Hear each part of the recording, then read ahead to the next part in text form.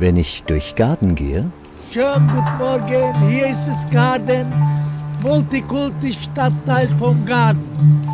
sehe ich die ganze Welt. Herzlich willkommen. Hoş geldiniz. Teşekkür ederim. Çok mutlu olduk. Şmakheyrome teşekkürken. Garden ist ein Platz für Schmuck, Herzlich willkommen im Garten. für eine schöne Schule, Allo, mbote na bino, boya malamu na kati ya Mboka Garden. ein Platz für eine soziale Kirche, die den Teufel an die Wand malt. أهلا وسهلا بكم في Garden. Für unterschiedliche Orte, Gerichte und Gerüche, gute und weniger gute. Moin und herzlich willkommen im Garten. Garden ist ein Platz für alle. Ein Platz, der viele Angebote hat.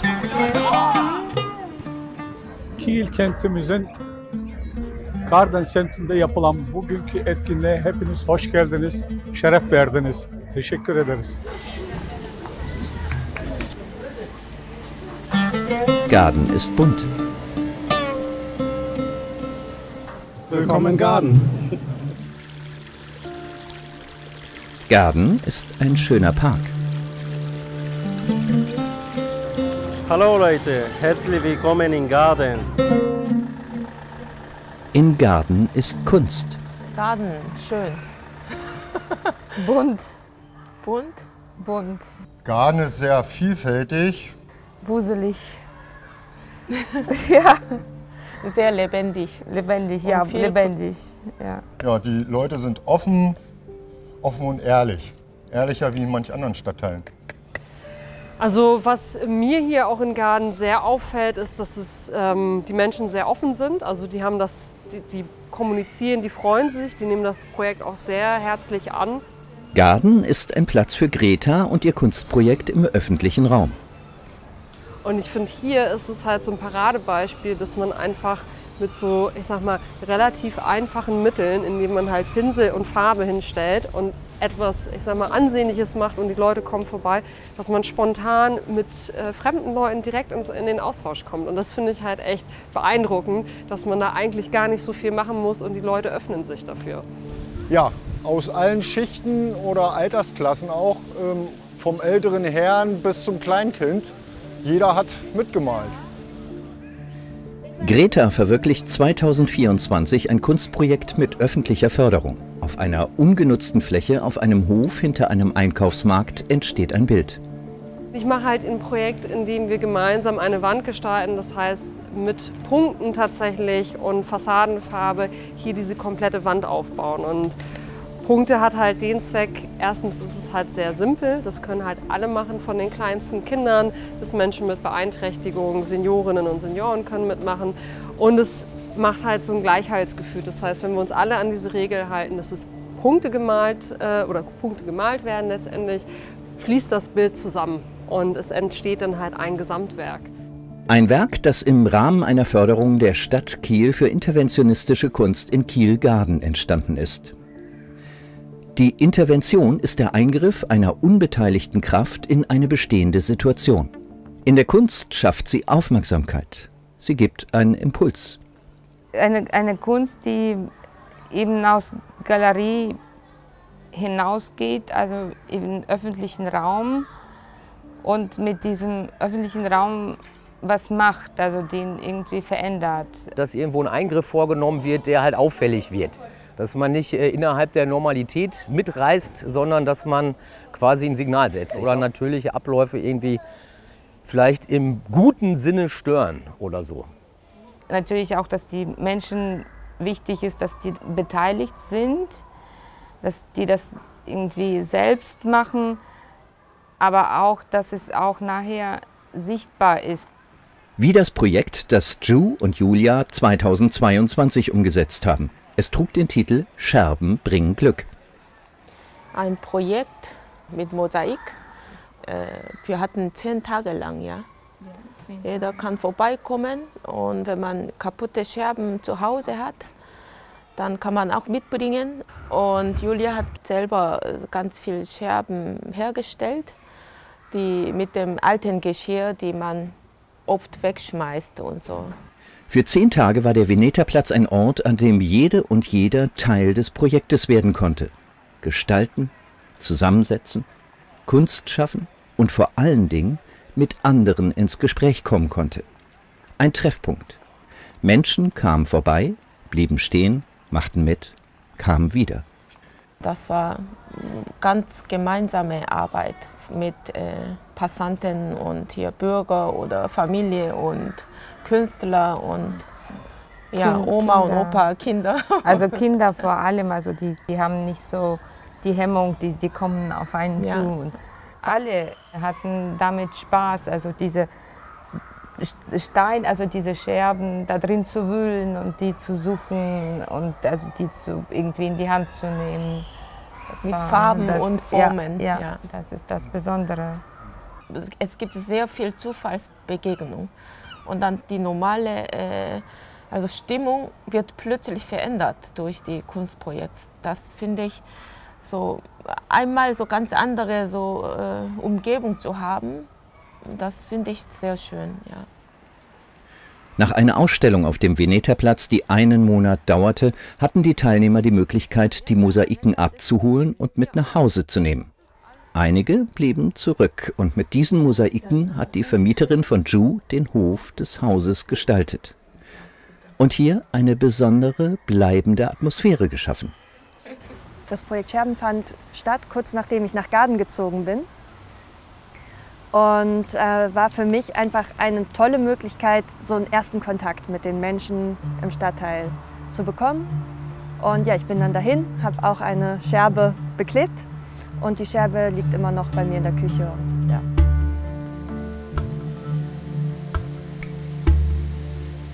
Nur 5 Minuten Fußweg sind es von der Elisabethstraße zum Ida-Hinz-Park. Wir sind immer noch in Garden, aber in einer völlig anderen Welt. Miriam fand hier 2024 den Platz für ihr interventionistisches Kunstprojekt. Das Projekt hieß Verwachsen in Garden. Das war ein Audio-Walk auf Türkisch und auf Deutsch, in dem sich beide Sprachen ja sozusagen auf Augenhöhe begegnet sind.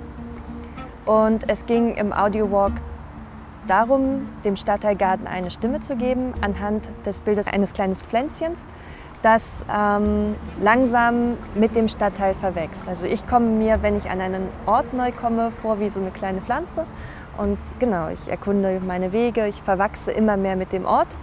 Und ich habe mich gefragt, ja, wie geht es Menschen hier in Garden? Wie erleben die ihr Gefühl des Verbundenseins mit dem Stadtteil?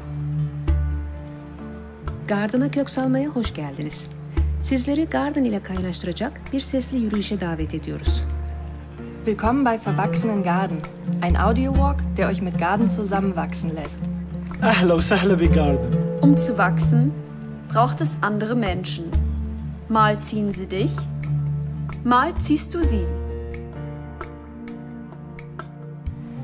Also ich bin zu vielen Projekten und Vereinen, Institutionen gegangen und habe eine unglaubliche Offenheit erfahren, aber auch eine große Freude darüber, dass da endlich mal jemand kommt und zuhört. Und auch bereit ist, sich doch die auch Probleme der Menschen anzuhören und ja, einfach das Gespräch, das Gespräch sucht und eine gewisse Neugierde mitbringt. Es gibt dann immer 3 Wege, die man eigentlich gut gehen kann. Das eine ist ja dann, wenn man links geht, die Kieler Straße hoch oder über diese andere Brücke, die auch speziell ist. Wenn ich durch Garden laufe, dann höre ich Wind. Autos. Morgens als erstes Möwen. Nawaris, Sultan Nauras. Des Weiteren braucht es zum Wachsen Mut, Offenheit, Neugierde und das richtige Maß. Und dann gibt es 2%, die irre Probleme haben und Scheiß machen und ja, die Leute, die Stress machen, fallen halt auf. Das macht einen auch traurig, wenn du diese Menschen siehst, dass sie da sitzen und Drogen nehmen. Manchmal ist Chaos. Garden hat schönes Chaos und schlimmes Chaos. Ja, ich bin in der Dunkelheit ein bisschen vorsichtiger geworden. Du, sag mal, also wenn Garden kein Stadtteil wäre, sondern Garden wäre eine Pflanze, welche Pflanze wäre Garden dann? Ich glaube, ein Lindenbaum. Vielleicht eine Rose mit Stacheln und Schönheit. Vielleicht eine Orchidee, weil ich immer an das Fensterbrett von meiner Mutter denken muss. Und ihr Garten ist tatsächlich einer meiner Lieblingsorte auf der ganzen Welt. Wenn Garden eine Pflanze wäre, dann wäre es für mich ein Ahornbaum. Ein Ahornbaum ist unglaublich störrisch. Das Samenkorn, das fällt irgendwo hin und schlägt ganz schnell Wurzeln und fängt ganz schnell an zu wachsen und wird immer größer und immer stärker. Und das braucht nur ein paar Jahre, bis das ein wirklich starker, schöner Baum ist. Und der verstreut überall seine Samenkörner und ja, verbreitet sich ganz schnell und spendet Schatten. Der Audiowalk von Miriam ist eines von insgesamt 17 interventionistischen Kunstprojekten in Kiel-Garden, die seit 2019 von der Stadt gefördert wurden. Darunter eine Filmcollage, eine sanfte und poetische Annäherung an den schönen und zugleich schroffen Charme und die Vielschichtigkeit von Garden.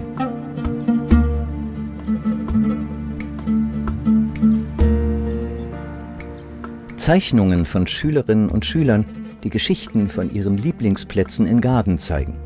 Die Bilder werden 2023 in einer Wanderausstellung an verschiedenen Orten in Garden gezeigt. Außerdem entsteht ein Comic, in dem jeder blättern und lesen kann.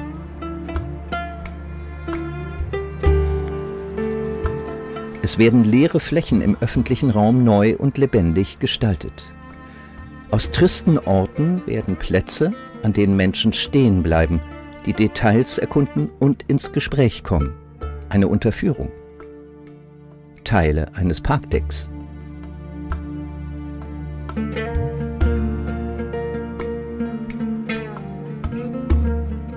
Die Graffitis sind Arbeiten der Künstlergruppe Vanatism.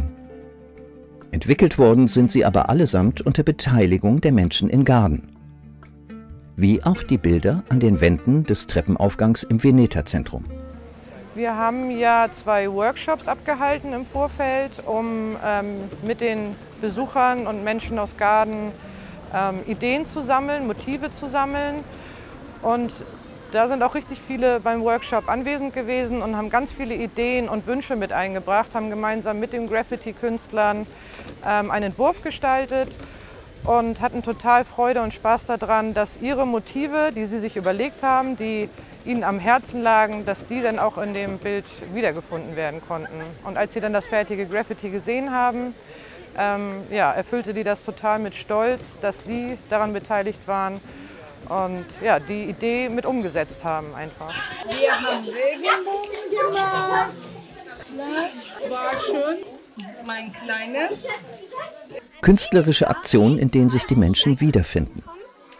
Diese Form interventionistischer Kunst haben ihre Wirkung im Prozess des Entstehens, aber auch weit darüber hinaus. Und da sind überall ganz viele kleine Details versteckt, wo die Menschen uns auch darauf ansprechen, so mit der Friedenstaube und ach, das passt ja gut zu Garden. Und die sind einfach total begeistert und fühlen sich gleich herzlich willkommen, wenn sie bei uns reinkommen.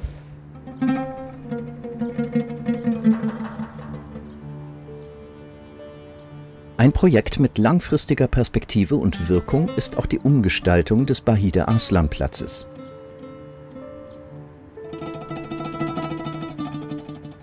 Die Namensgebung erinnert an die Opfer des Möllner Brandanschlages vom 23. November 1992.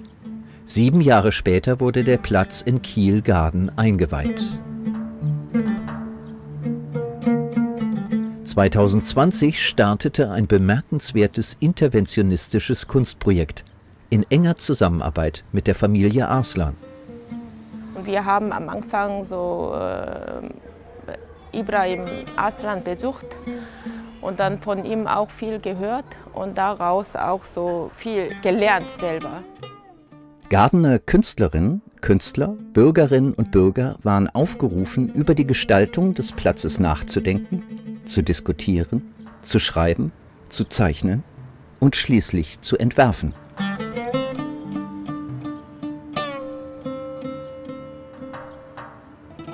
Detlef Schlagheck hat das Projekt auf den Weg gebracht.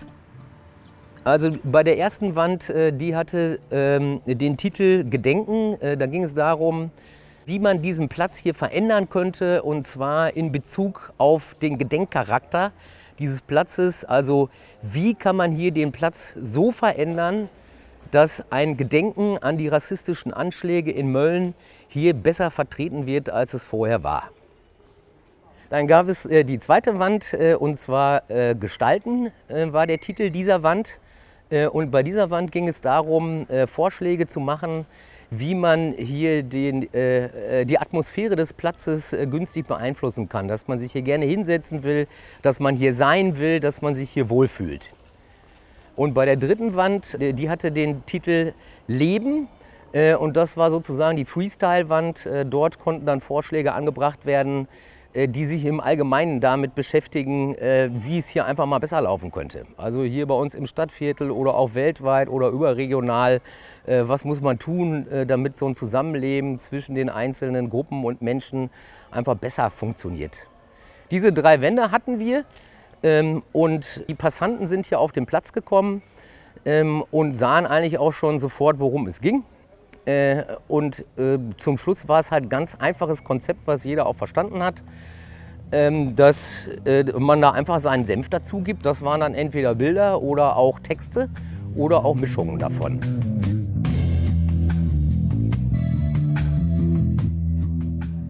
Über 10 Tage wurde geschrieben, gezeichnet und diskutiert. Viele Menschen mit unterschiedlicher Herkunft, Alter und sozialem Hintergrund beteiligten sich. Es gab ein Rahmenprogramm, Musiker traten auf, manchmal auch spontan. Ein Film zum Hintergrund der Ereignisse wurde gezeigt.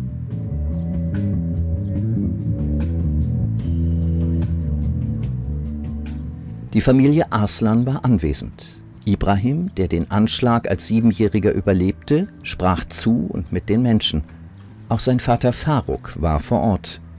Der hier eine kleine Rede gehalten hat und sich bedankt hat.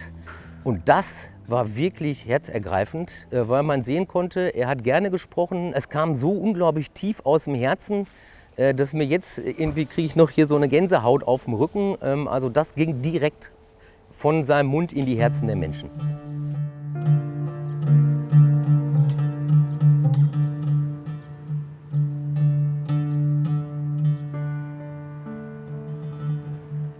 Nach Abschluss der Aktion auf dem Platz wurden die Ergebnisse 1 Monat lang in einer Galerie ausgestellt, in Kategorien sortiert, diskutiert und dann wurde auf dieser Basis in einem Gremium ein Vorschlag zur Umgestaltung erarbeitet.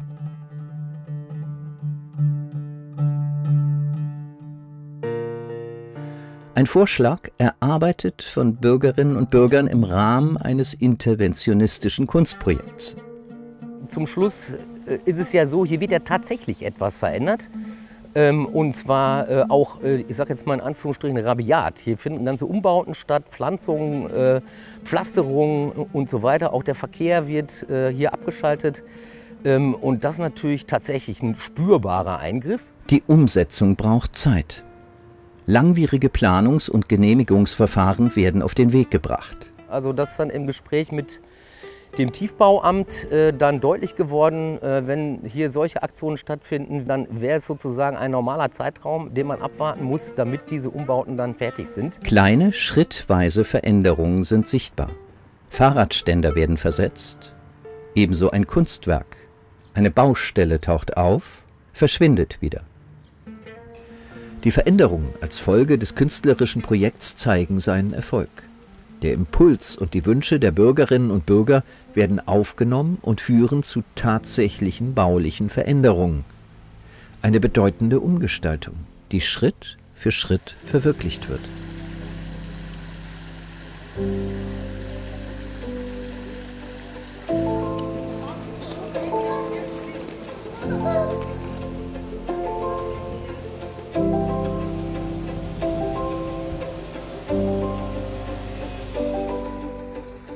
Diskussionen, Gespräche, Impulse, Veränderung. Die von der Stadt Kiel geförderten Kunstprojekte haben deutliche Gemeinsamkeiten.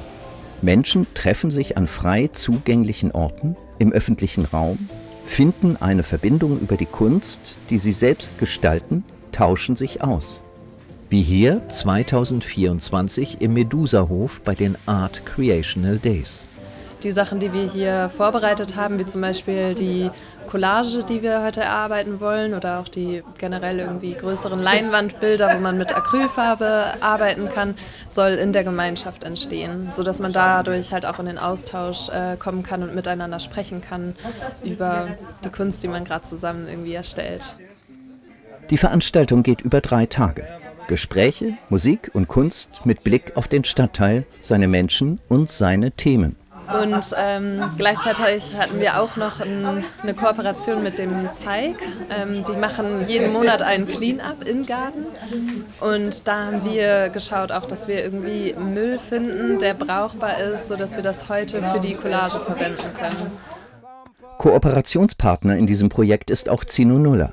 Er arbeitet mit Bark Cloth, dem Rindentuch aus Uganda. Es wird aus der Rinde des ostafrikanischen Feigenbaums Mutuba gewonnen, die geerntet werden kann, ohne den Baum zu fällen. Das nachhaltige Textil, dessen Herstellung zum Weltkulturerbe gehört, wird nun Teil des Kunstprojekts in Garden. I want to implement this material by using art, so that the people they can reconnect to it, to live a simple life, to have clothes, planting more trees, but with a proper goal. Not just planting trees. So I used this material to paint this paint as you see it here, with several communities.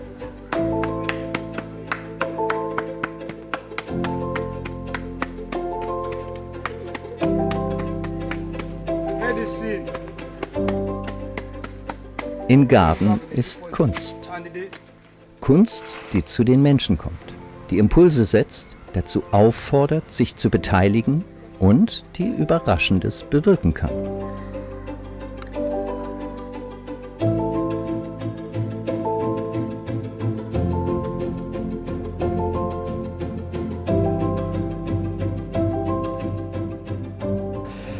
Die Projekte haben alle einfach die Menschen zusammengebracht.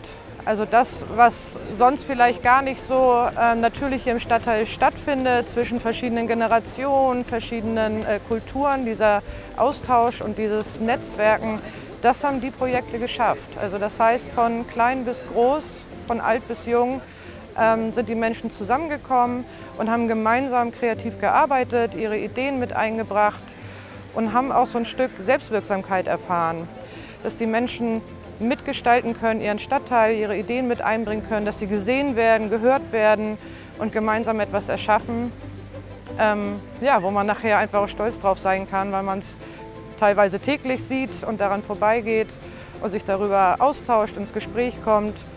Und das haben alle Projekte gemein, dass wir einfach dazu eingeladen haben, die Menschen untereinander zu vernetzen und in Austausch zu bringen. Die interventionistischen Kunstprojekte können Teil einer größeren Veränderung sein. Bis bald. Auf Wiedersehen. In einem Stadtteil, der einzigartig, Tschüss. vielseitig ist. Auf Wiedersehen, bis nächstes Mal.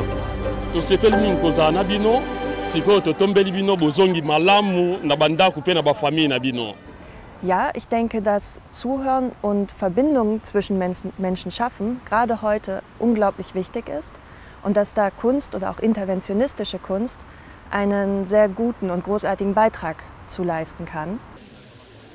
Also es verändert, denke ich mal, den Menschen allgemein seine Sichtweise. Also jeden verändert es, glaube ich, so ein bisschen anders, auf seine gewisse Art und Weise. Den einen berührt es, sage ich mal, am Herzen und bei dem anderen ist halt was im Kopf, wo sich vielleicht eine Denkweise verändert.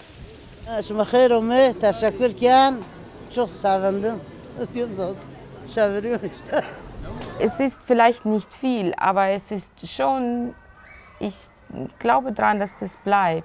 Also es bleibt in der Erinnerung, es bleibt als Erfahrung und es wichtig ist, es ist auch eine gute Erfahrung. Also was ich super wichtig finde, ist der Moment des Zuhörens. Das ist der Moment, wo ich als kunstschaffende Person an einen Ort, in einen Stadtteil gehe und mich für die Menschen interessiere und ihnen zuhören kann. Und auch offen bin, Menschen zuzuhören. Das war schön, finde ich auch so. Am Anfang ganz naiv so, aber Julia hat immer wieder gesagt, ja, aber ich weiß nicht so, ob das wirklich so machbar ist. Und ich sagte immer, ja, kann man, ganz naiv so. Wir müssen erstmal anfangen und so. Und dann zwischendurch ich selber, oh Julia, und kann man? Dann Julia sagt, kann man und so. Wir hatten so mehrmals schon wieder verzweifelt. Und dann ganz am Ende, ja, doch kann man. Und dann konnten wir lachen und so. Wenn wir zurückdenken, dann war schön mutig, naiv. Ja, mutig gewesen, ja. For me, garden is home. It's home for me. So I've lived, have no trouble. I've not experienced any issues where maybe somebody stops me and maybe knives me. Nothing, except the stories that I hear from other people. You go to work and somebody's like, "Where are you living?" And I'm like, "Garden." Like, oh no, exactly. But I haven't experienced any of those issues that they talk about. It's fine for me so far. I haven't had any problems. Here I am. I parked my car down there, and I'm gonna find it safe. Yeah. So you like it? I like it. Yeah. And the community is fine. I miss my African food from home, but I always find it in the garden. Where are you going? I drive to garden and I find the kind of food that I want. So garden makes me kind of feel, that connection that I miss from home. Yeah. إلى اللقاء للمرة القادمة في Garden. Bugünkü semtindeki yapılan etkinliğe katılımlarından dolayı hepinize ayrı ayrı teşekkür ederiz. Teşekkür ederiz. Allah hepinizden var olsun. Sağ olun. Teşekkürler. Tschüss und bis zum nächsten Mal in Garden.